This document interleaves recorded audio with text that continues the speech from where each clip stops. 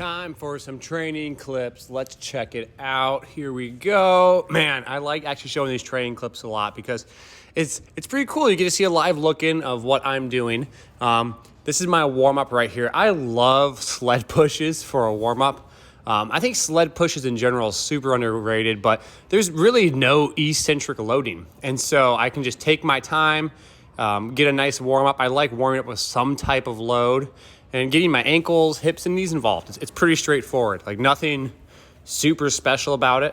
But on top of it, you can kind of have some fun. So here I'm messing with some different angle pushes, kind of moving my T-spine, looking one way versus the other.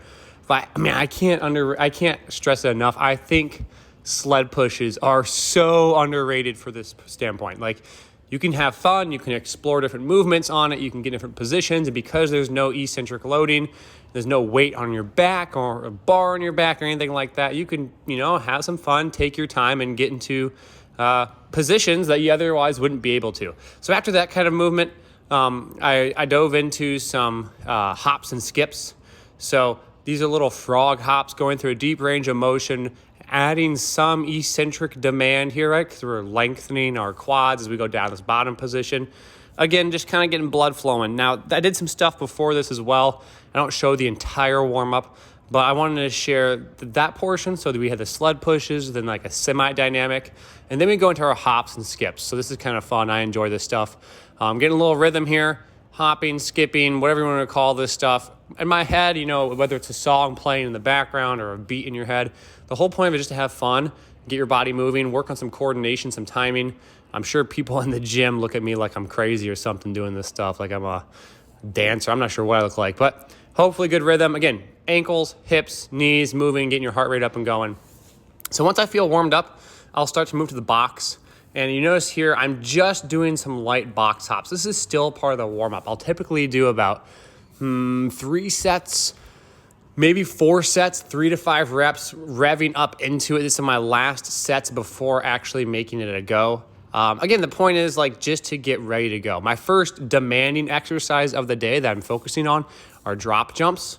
So this right here is just to get myself ready for it. And if I'm doing drop jumps, like you're gonna see here in a minute, I like to have my prep work involve an impact. So like I said, it's preparing myself for the workout. And so I'm actually trying to mimic some of those demands.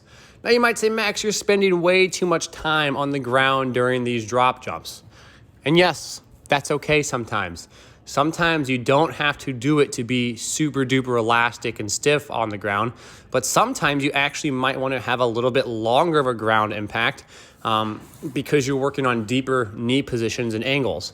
Now, I am specifically doing that on purpose. If I wanted to be really elastic, I would be really elastic and be quick, but in this case, I'm not really trying to be. You also notice that I'm letting my foot fall pretty far. I'm almost kind of stepping down off the box. The reason is these boxes are a little bit higher than on my bench at home that I've been using, and I'm not trying to use a new stimulus yet, so I'm trying to just simply step off the box and go. So I did those for about 3 sets of 5 reps, and then I move into some hop steps with weights, so 5 pounds in each hand, so 10 pounds in all, working on some explosiveness. I didn't really like this today for some reason. The box height was a little bit taller than I cared for. And so you'll see here, I'm kind of messing with a vertical jump. I just didn't feel like I was getting my legs involved. I was kind of just almost cheating the movement. So next time I get a much smaller box, and you can see here, I'm able to stay upright. I'm able to use my legs a little more. And I think the movement all in all looks a lot better. Now that's a big important factor. If it's not feeling right, it's probably not right. So those are my jumps for the day. Again, I did 3 sets of 5 with this. And then after this portion here, I did some loaded jumps, which I didn't record. I ended up doing them with kettlebells and a little bit of barbells. Then I messed around with some high pulls. I only did about 2 to 3 reps, I think 6 total sets, just working on some power. Moral of the story is, guys, when you need to change exercises because you don't like the movement because it doesn't feel good, feel free to do it.